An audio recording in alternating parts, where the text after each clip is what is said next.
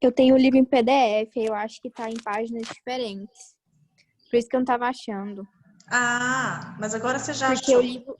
Achei, porque na página 429 fala sobre outra coisa.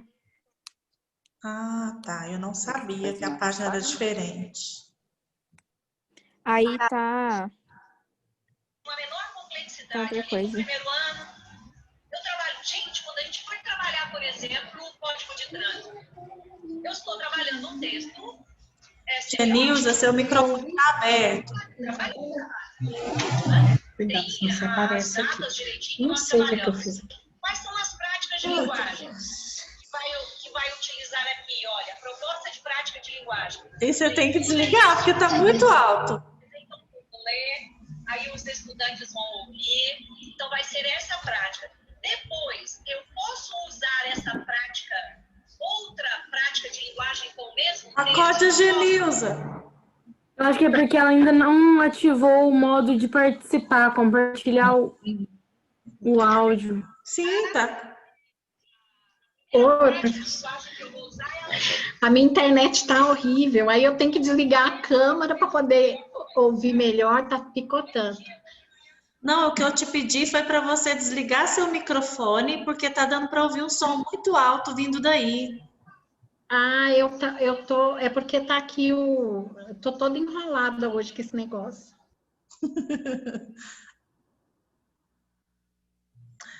Pessoal, seguindo adiante com esse capítulo que fala sobre o comportamento sexual do adolescente, além de se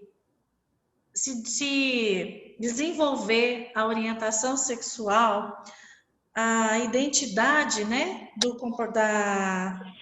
aqui está falando desenvolvimento da identidade homossexual e bissexual. Está falando aqui que mesmo nos Estados Unidos ainda não é algo muito simples, que os adolescentes não têm muita facilidade, como se imagina, de se apresentar, de se assumir, porque os jovens homossexuais, eles têm dificuldade de ser aceitos em determinados lugares, em determinados grupos sociais. Então, muitos continuam omitindo a sua orientação sexual até a idade adulta, que é quando eles, no caso, não precisa necessariamente do apoio da família para sua sobrevivência. Eu atendo um adolescente que começou a terapia porque ele estava com dificuldade de relacionamento com o namorado. Ele é assumido homossexual, assumido para ele, mas ele nunca conseguiu falar com os pais a respeito disso. E aí, na última sessão, ele faltou, ele estava escondido numa chácara, na casa de um conhecido, porque ele tinha contado em casa, o pai o expulsou de casa, ainda o ameaçou, então estava uma situação muito complicada, e ele nem pôde ir na sessão de terapia, porque ele estava escondido nessa chácara. Olha só, o tipo de situação que um adolescente pode viver, porque por falta de acolhimento da família, né, nesse momento. Então, às vezes é a família que não aceita, posteriormente pode ser outras pessoas do seu convívio social. Então, não é tão simples essa aceitação. E outro comportamento também que a gente tem que frisar é o comportamento sexual de risco, que muitos adolescentes têm. Que comportamento sexual de risco é esse? Dois principais. Não usar a camisinha e contrair uma infecção sexualmente transmissível, ou não usar a camisinha e ter uma gravidez não planejada. Então, os dois comportamentos de risco principais são esses. Como a gente já conversou no início da live, nós não vamos repetir a questão da importância da orientação, da informação. Pois não? Professora, só pontuar isso aqui, no livro é chamado de IST, Sim. Mas no Brasil a gente fala DST, é isso mesmo? Não, o termo IST que é o correto. Ele é o mais novo. Foi mudado então? Foi, mas foi mudado faz tempo. Ah, tá. Porque esse termo aí tá desde 2010. Pois é, mas eu achava que era equivalente, que não. Sim, é a mesma coisa. Uma tradução do... Seria equivalente Então, no sentido de que Só um minutinho aí. Os próprios postos de saúde. Seria equivalente no sentido de que a mesma coisa que a gente conhece como DST, que tem no posto de saúde, que tem nas propagandas, nos documentários que explicam, é equivalente. Mas se a gente for buscar uma nomenclatura mais atualizada, é IST. Por quê? Porque existem algumas infecções que são transmitidas sexualmente e que não necessariamente são doenças, elas são passíveis de tratamento e cura.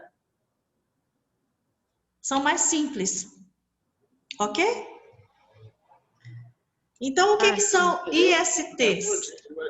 Eu admiro, é porque na linguagem médica hoje, não.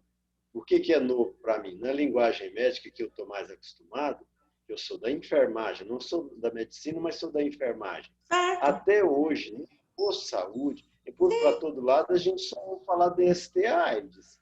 E aí, então, a AIDS seria doença e os outros, a AIDS, eles diferenciam um pouquinho e colocam DST e AIDS. Então, Ailton, a mudança de nomenclatura é muito difícil para o brasileiro. Até hoje, o brasileiro chama a unidade básica de saúde de postinho. Não é verdade? E é a unidade básica de saúde que está escrito lá, que é explicado em sala de aula, mas todo mundo, quando pergunta onde que vai vacinar, vou no postinho do bairro tal. Não existe mais essa nomenclatura postinho, mas os brasileiros têm essa dificuldade de mudança de linguagem, de mudança de nomenclatura, de sigla. É uma questão de costume. Você tem razão. Eu também achei novo quando eu vi a primeira vez no livro. Eu também aprendi como DST. Já vi muitos vídeos atuais chamando de DST. Mas se a gente for atentar, é a mesma coisa, tá? E isso não vai mudar o nosso entendimento a respeito do que é sexualmente transmissível. Pois não, Jussi? Se não me engano, essa nomenclatura ela mudou em 2018. De 2018 para cá. Ela mudou de DST para IST. Bom, aqui no livro está falando que é 2010. Mas não tem problema, não. Nós não vamos... Então, antes disso, os livros ainda na escola ensinavam como DST. No Brasil. 2017 para 2018, que foi atualizado para IST. Ok, Jussi, obrigada pela informação. E o que são IST? Todo mundo já estudou isso alguma vez na vida, na escola, já recebeu uma palestra. Os adolescentes sabem. Gente, mas por que é importante a gente saber ou a gente explicar? Porque, como eu disse agora há pouco, as informações são muito equivocadas. As pessoas, mesmo sabendo do perigo da AIDS, não usam preservativo. E não é só a AIDS. Aqui tem uma lista enorme de doenças, de infecções que podem ser transmitidas sexualmente. Dentre elas a sífilis, dentre elas a hepatite, a gonorreia, a clamídia. E está falando aqui, então, explicando um pouquinho do índice estatístico dessas doenças nos Estados Unidos. Mas o problema mais grave que a gente conversou e tem falado durante essa aula, e vocês viram o vídeo, o documentário, é a gravidez na adolescência. Quais são os desfechos na gravidez na adolescência? Felizmente, apesar de muita gente ter ficado comovido com o vídeo, achou o vídeo tocante e tal, felizmente, essas meninas tiveram um final feliz com essa gravidez. Nenhuma teve um parto prematuro, nenhuma teve uma complicação de parto, nenhum bebê morreu, nenhum bebê nasceu doente, deformado. Por que eu estou falando felizmente? Porque aqui no livro está dizendo que frequentemente a gravidez na adolescência tem um desfecho negativo. Por quê? Muitas são baixa escolaridade, são de baixa renda, não fazem um acompanhamento pré-natal. Outro problema, não ganha peso suficiente porque não tem orientação, não se alimentam da maneira correta. Grande parte dos bebês de uma gravidez de adolescência são prematuros, eles nascem fora do tempo. Às vezes pode morrer durante a gestação ou morrer na hora do parto. Então, todos esses dados são dados estatísticos e, infelizmente, são verdadeiros. Ainda bem que o documentário que vocês assistiram não teve nenhum desfecho negativo, assim, no sentido físico que a gente está falando.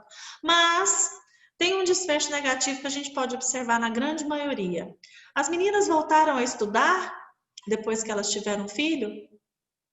Não mostrou elas voltando para a sala de aula, alguém ficando com o bebezinho para elas estudarem. Pelo contrário, uma delas foi cuidar do bebê dela e do bebê da mãe, para a mãe trabalhar e ganhar o sustento da casa. A outra tentou até pensar em voltar a estudar, mas não tinha jeito, tinha que ficar cuidando da criança. Então é muito raro, é muito difícil uma adolescente que volta para a sala de aula, volta para os seus estudos depois que ganha o neném. Algumas delas terminaram os estudos, mas mais tarde, quando a criança já estava grande, né? O filho já está maior, aí ela tem condição de voltar para a sala de aula. Então a gente sabe que os desfechos na gravidez da adolescência, eles são, na grande parte, negativos. Outra coisa que esse capítulo aponta é a respeito do relacionamento dos adolescentes com as famílias. Vamos conversar sobre relacionamento familiar e desmistificar uma coisa. A rebeldia na adolescência, ela é um mito. Dizer que todo adolescente é rebelde é incorreto. Alguns são rebeldes, alguns são difíceis, mas isso tudo depende do quê? Da estrutura familiar, depende do tipo de relacionamento que esse adolescente tem com os pais, e não só agora, esse relacionamento vem sendo construído desde a infância. Então, se era uma infância onde a criança tinha liberdade em conversar com os pais, liberdade em brincar, em fazer barulho, enfim, ele era uma criança aceita do jeito que ele era, quando adolescente, ele não vai ter dificuldade de se relacionar com os pais, na grande maioria. Então, contrariamente ao que se diz, a que a crença popular prega, os adolescentes não são uma bomba relógio. Eles não são rebeldes constantemente, eles, pelo contrário, apresentam uma possibilidade de parceria com os pais, à medida que esses pais têm um bom relacionamento com eles. E por falar em relacionamento com os pais, é muito importante os pais manterem os filhos adolescentes debaixo dos seus olhos, manterem a observação, manterem o interesse pelos relacionamentos que o filho adolescente está tendo, porque muitos pais, o filho é levado segurando na mão para a escola, pequenininho, vai levando para a escola, leva e busca, quando vai para o 6º ano em diante, não, pega um ônibus e vai, não, vai a pé, você já está grande, né? Há um deixar para lá muito grande e os adolescentes se queixam. Alguns podem até reclamar, não mãe, não precisa me levar não, eu não quero chegar com a mamãezinha que os outros vão fazer curtição com a minha cara. Mas eles adoram receber cuidado, gente. Todo mundo gosta de receber cuidado, até adulto gosta. Então os adolescentes, às vezes eles se queixam no consultório, às vezes eles se queixam para os amigos que a mãe parou de ligar para ele, o pai parou de se importar, porque ele pode estar onde ele for que ninguém nem sabe, ninguém nem pergunta, ninguém se intromete, isso está errado. Adolescente precisa ser monitorado. Ai, professora, mas e a privacidade? Então, tem mãe que tem medo de entrar no quarto do adolescente, bate na porta e pergunta se pode entrar. Como assim? Como assim? Não, aqui em casa eu vou entrar no seu quarto se eu quiser, vocês estão daqui ou não, eu vou entrar no seu quarto, eu quero saber o que você está fazendo. Invasão de privacidade seria o quê? Hackear um celular para ver com quem que o filho está conversando e olhar escondido. Isso é invasão de privacidade. Agora, eu pegar o celular de um filho adolescente e falar assim, abre, tem senha, tá? Abre aqui, põe para mim a sua senha. Para quê, mãe? Eu quero ver com quem que você está conversando. Na frente do adolescente. E aí mãe faz entrevista, né? Os adolescentes do grupo vão rir de mim agora. Mãe faz entrevista e tem que fazer. Quem que é esse aqui? Quem que é a mãe dele? Onde você conheceu? Tem pai, tem mãe? O que o pai faz? O que a mãe faz? Essa entrevista é necessária. Mãe e pai precisam... Professora, Oi, Júlia. te contar uma história. Uma amiga minha, ela foi pra uma festinha de dia mesmo. Aí ela chegou bêbada em casa. Aí os avós dela contratou um cara pra entrar no telefone dela. Aí leu todas as conversas dela, leu tudo quando ela não estava em casa. Entrou no computador dela, fez a mesma coisinha. Contratou um cara pra fazer isso. Aí, nossa, ela ficou super chateada, sabe? Lógico, isso é invasão de privacidade. Aí o que ela vai fazer? Eles já fizeram? Ela não tinha nada pra fazer, né? Só porque aí... Então... só porque é chato, né? Em vez de eles sentarem e falar assim, deixa eu ver. Exato. Eles contratou um cara pra hackear. Júlia, a gente sempre tem que tentar ver os dois lados da moeda. Se a gente for conversar com a avó e com o vô, provavelmente eles vão falar assim, eu perguntava para ela não me falava ou ela mentia. Eu pedi para mostrar o celular para mim ou mostrar o computador, ela não deixou, ela pôs senha e não fala para ninguém. Existe também outro lado da moeda que a gente... Assim, eles são desse jeito, assim, sabe? Eles não são muito de perguntar. Você vai lá e faz, tipo assim, ela é errada, você fez isso e tá errado. Eles não têm, tipo, muita visão de ver a privacidade do lado dela, assim. Isso está errado, esse comportamento está errado, não é esse tipo de comportamento que eu estou defendendo.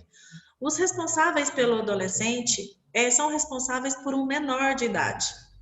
Então, qualquer coisa que acontecer com um menor de idade, a responsabilidade sobrecai sobre os seus responsáveis. Então, se for uma coisa criminosa, quem vai pagar? O pai e a mãe, ou o avô e a avó que está responsável por esse adolescente. Então, é desesperador a gente não saber o que tem dentro do quarto. Não pode entrar no meu quarto. Aconteceu uma chacina nos Estados Unidos, o cara matou um monte de gente na escola e depois se matou.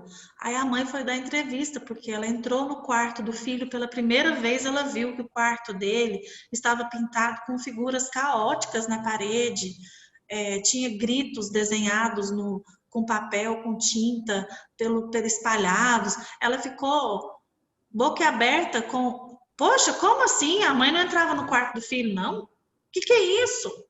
Sabe? Onde é que nós vamos parar com essa história de eu quero a minha privacidade? Olha, quem paga a internet da minha casa sou eu.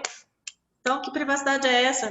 Bora lá, me passa aqui os dados. Está entrando na minha casa, seja pelo telefone, seja pessoalmente, eu quero saber quem é.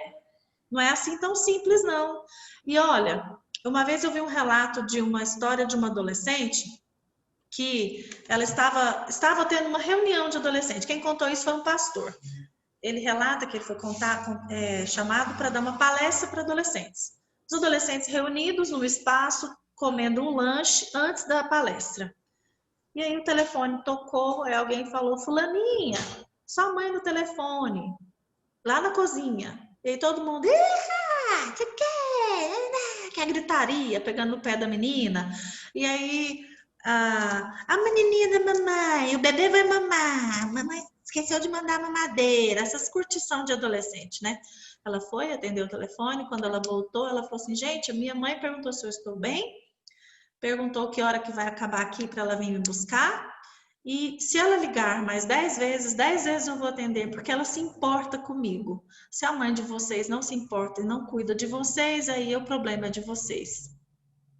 Calou a boca de todo mundo, uma adolescente empoderada, né? Que plena demais, e ela está certa.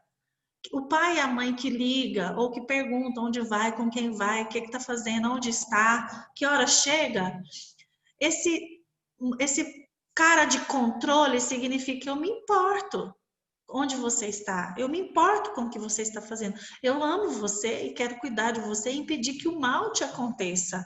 O adolescente tem que entender o pai e a mãe também têm que fazer esse papel desse jeito.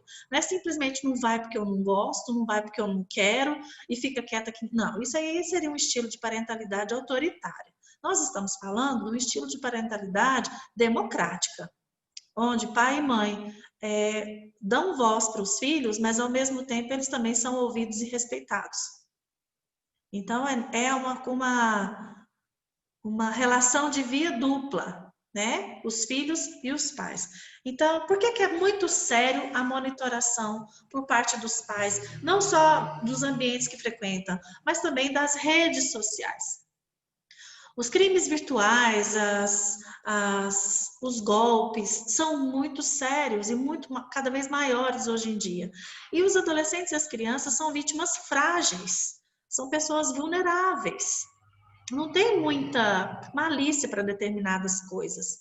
Outro dia eu estava assistindo um filme que se chama Jogo Assassino, que um policial estava investigando um serial killer que estava conquistando menininhas adolescentes pela internet e encontrava-se com essas adolescentes, às vezes sequestrava, chegou a estuprar algumas e matar outras. E esse policial investigando esse tipo de coisa, quando ele chega em casa, a filha e a mãe estão discutindo, porque a mãe não sabe com quem ela está conversando no computador. O pai sentou do lado dela, policial, vestido de preto, arma na cintura, o pai chega e senta do lado da filha e fala: abre aqui seu computador para mim.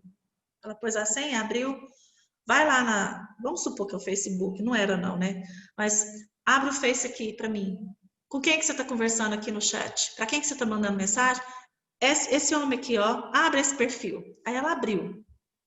Ao invés dele falar, nunca mais converso com esse homem, ele não vale nada. Isso não é o jeito certo, não. Ele não fez isso. O que ele fez? Ele abriu o perfil e deu uma aula para a filha dele de como observar um predador.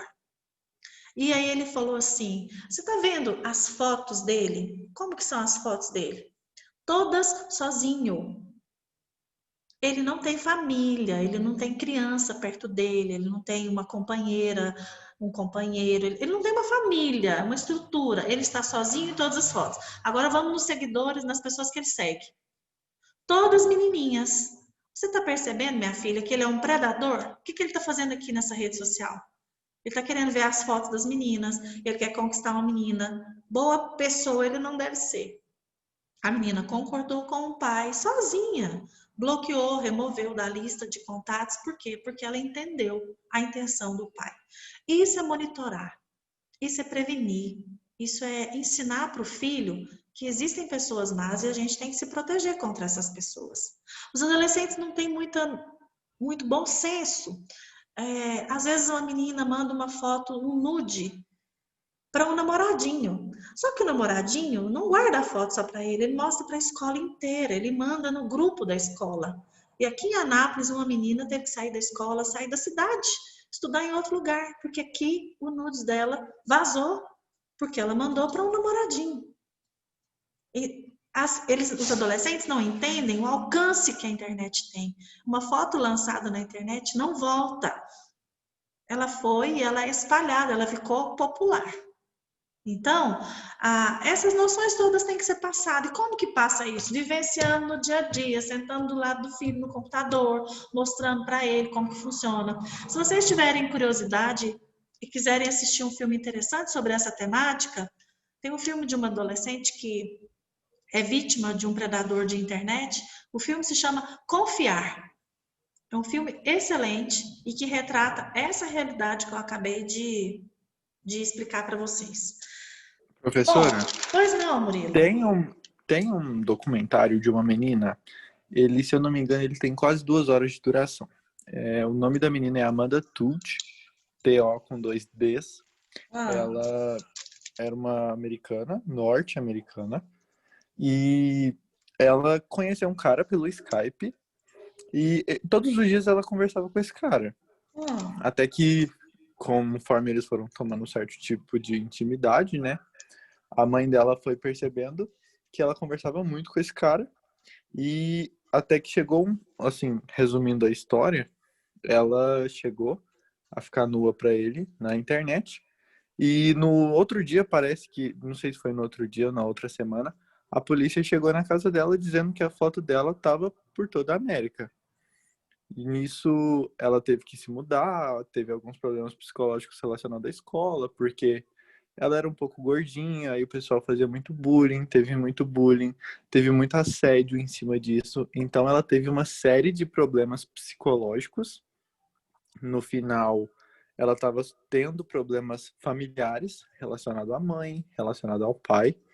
E Por causa disso. a história, assim, um spoiler, mas tudo acaba com a morte da Amanda. Por isso que virou um documentário, entendeu? Porque ela não aguentava mais toda a escola que ela entrava, as pessoas sabiam da foto dela, sabiam quem ela era, porque eram vídeos, eram fotos, o cara gravava, enfim. E acabou com o próprio suicídio da Amanda. É uma história muito interessante para Baseado em essa fatos parte de reais, né? autocuidado, baseado em fatos reais.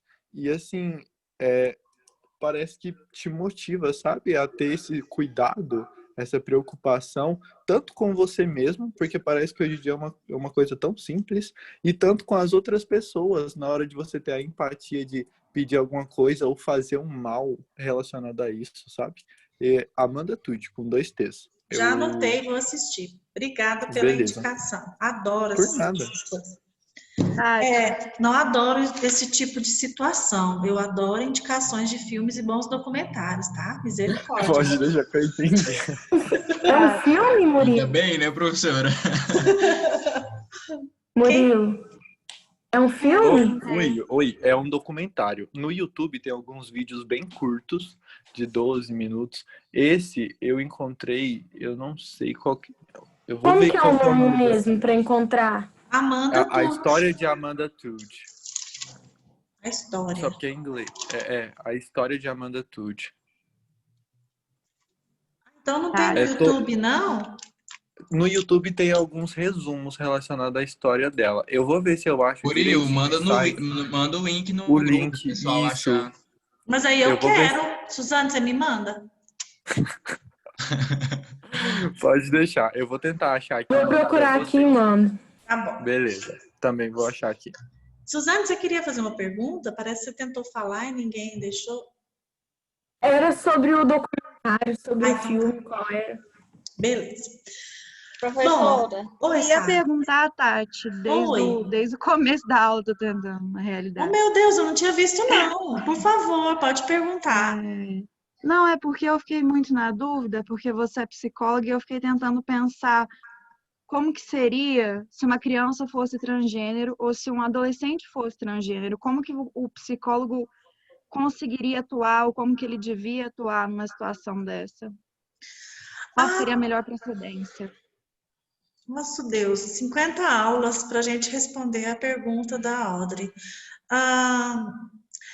Nós demos uma pequena introdução, a minha parte é desenvolvimento humano. Então, eu dei uma pequena introdução dessa temática para vocês entenderem como que se desenvolve isso na vida de uma criança, na vida de um adolescente.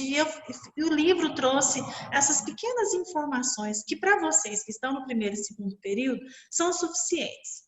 Vocês vão ter uma disciplina que vai especificamente tratar de técnicas de atendimento, há vários tipos de personalidade, há vários tipos de transtorno e também há vários tipos de situações como essa que você acabou de perguntar.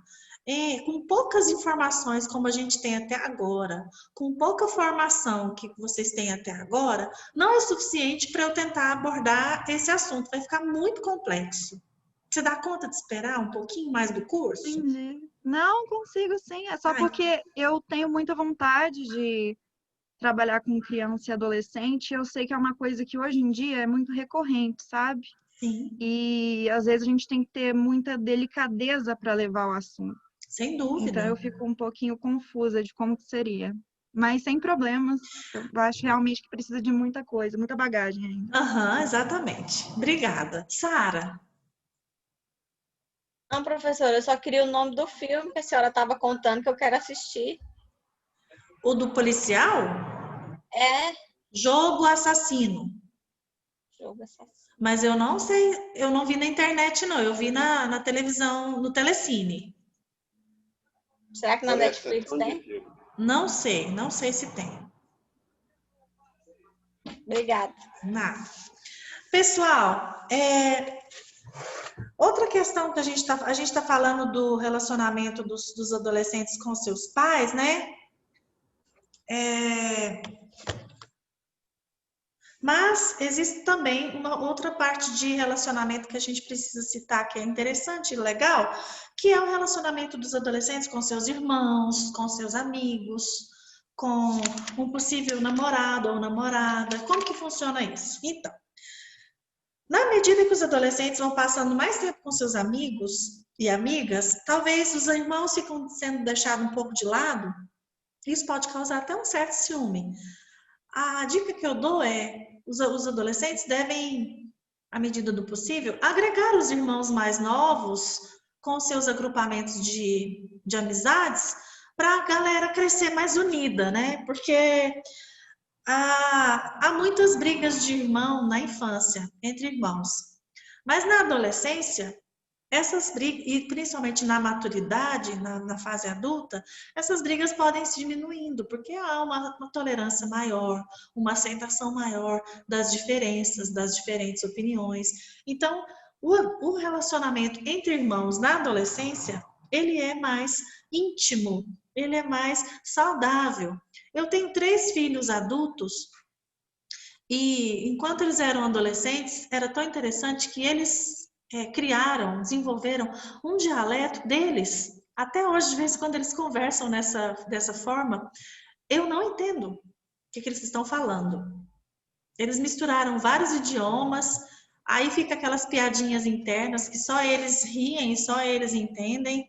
E é uma união tão grande. Eu não acho ruim, não, mesmo se você estiver falando de mim, mas não estão, eu sei que não estão.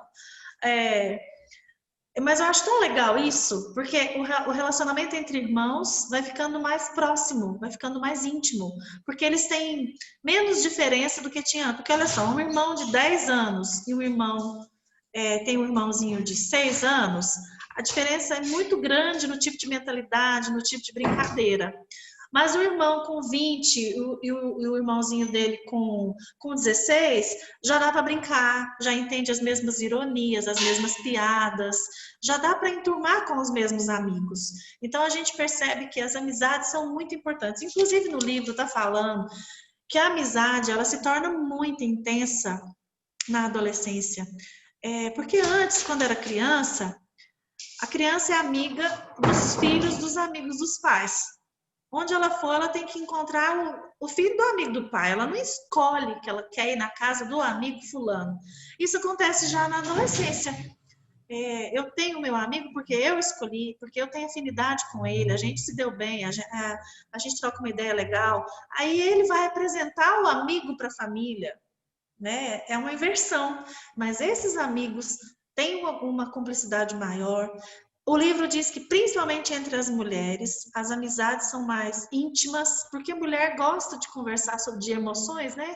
De contar problema, de falar o que está passando. O homem gosta de conversar coisas mais amenas, roda de carro, né? Time de futebol, essas coisas assim que vão rolar nos assuntos dos homens. Mas, fiz uma brincadeira. Mas a amizade na adolescência, ela é mais intensa. A palavra que a gente pode utilizar é essa. E sobre relacionamento amoroso, gente do céu, a namorada já começa a namorar, o adolescente já quer namorar. E aí a mãe já tem que deixar, o pai já tem que permitir. Por quê? Porque já está na idade, né? Já pode sair de casa, ou pode trazer um namorado em casa. E o que a gente tem que pensar que é importante que o livro traz, que talvez a gente não para refletir. Já existe violência no namoro dos adolescentes. Essa violência pode ser física, pode ser emocional e pode ser sexual. A violência física não é só o menino dar um murro na menina, bater nela, não, gente. Até a unhada, o beliscão, o puxão de cabelo que a menina dá no menino também pode ser considerado violência. Isso tem que ser conversado. Isso não pode ser permitido, isso é relacionamento abusivo, né? A violência emocional, quando há ameaça, quando há agressão verbal, diminui o outro, humilha, isso também tem que ser orientado. Os adolescentes, às vezes, por serem inseguros, e teve agora esse namorado, essa namorada, não, se eu terminar com ele, eu vou ficar sem namorado. Então, às vezes, tolera esse tipo de relacionamento porque tem medo de ficar sozinho. Então, e isso não é só adolescente, não, tem muito adulto que passa por isso. Então, a gente precisa orientar os adolescentes nesse sentido, de que não pode se aceitar nem a violência física, nem a violência emocional e muito menos a violência sexual. O que seria a violência sexual na adolescência? Porque quando um dos dois não querem um ato sexual, e mesmo assim tem que acontecer.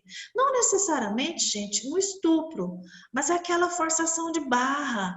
A menina, às vezes, cede por causa da pressão. Se você não ficar comigo, tem quem fica. Eu vou ficar com a fulana. A menina cede. Então, não é desejo, não é vontade, não foi conversado. Então, esse tipo de relacionamento também é tóxico e isso precisa ficar claro para os adolescentes. Gente, o restante do capítulo que ficou faltando a gente conversar é sobre comportamento delinquente. Não vou falar dele atropelado agora, super rápido, porque senão não vai ser muito legal. Eu prefiro falar desse restinho de capítulo na próxima aula. No início da próxima aula a gente termina. O que eu vou usar esses últimos 3 minutos que eu tenho para falar com vocês? Eu disse que a prova, lá no primeiro dia de aula, eu disse que a prova online vale 50 pontos. As atividades que vocês estão fazendo pós-aula, respondendo os questionários, valem 12 pontos. O que vale os outros 38 pontos? Vocês assistiram um documentário, vocês leram o capítulo 11 e 12 para a gente ter essas aulas que nós tivemos até agora. Então, vocês vão relatar em forma de trabalho escrito para mim. Pode ser em dupla, pode ser individual, vocês escolhem. Eu vou abrir um lugarzinho no AVA para vocês inserirem essa atividade, esse anexo que vocês têm que fazer. Até a semana de prova. Nossa semana de prova vai começar dia 14 de setembro. Olha o prazão que vocês vão ter para fazer esse relatório, que é a nossa nota complementar de primeira VA. Um relatório, gente, dizendo assim, o que tem a ver? Relaciona o documentário e os 2 capítulos, o 11 e o 12. Aspectos físicos, cognitivos e psicossociais da adolescência. Então, assim, se é um relatório que vale 38 pontos, 2 parágrafos não é legal não, tá, gente? 2, 3 parágrafozinhos, falou isso, a Evelyn isso, a Luana aquilo, ponto, acabou. Não, vamos fazer um relato, mas também não precisa ser 10 laudas, não precisa fazer um livro sobre adolescência para mim, não. Relacione o capítulo 11, o capítulo 12 com o documentário. Tudo que a gente foi conversando hoje aqui na aula sobre informação, sobre estrutura familiar, sobre controle dos pais ou não, tudo, namoro na adolescência, tudo que a gente foi conversando hoje na aula faz parte desse relatório. Se vocês assistirem a aula de novo, vai ajudar bastante vocês a construírem esse relatório, tá? Então, ficou claro o trabalho que vocês têm que fazer? Tem alguma pergunta? A gente ainda tem 1 minuto e meio. Oi, Ailton. Aspectos cognitivos, sociais e físicos. Capítulo 11 e 12. Desenvolvimento físico, cognitivo e psicossocial do adolescente. Começa a fazer, começa a pensar. Se surgir dúvida, na próxima aula a gente pode tirar essas dúvidas, porque ainda falta bastante tempo para vocês entregarem o trabalho. Tá bom? Muito obrigada a vocês que ficaram comigo até o último minutinho. Obrigada pelas contribuições, pelas participações. Não vamos esquecer do Felipe, vamos ajudar o Felipe, que o Murilo vai nos auxiliar aí nessa ajuda. Eu já vi que no chat um monte de gente falou, eu tenho cesta, eu quero dar cesta. Você viu, Murilo? Um monte de gente falou. Eu vi sim, eu tirei um print do pessoal. Legal. Então, me dá notícia, Suzane, me põe a par das doações, como que vocês estão fazendo, e a gente tem que angariar isso o mais rápido possível. Beijão para vocês, boa noite, bom restante de semana, tá bom? Tchau, boa noite. Tchau. Tá cedo ainda. Boa noite para todos. Tá cedo Boa noite, ainda? professora. Obrigado. Tchau, gente. Boa Nossa, noite. aula muito boa. Obrigada. Tchau. Tchau, gente. Tchau.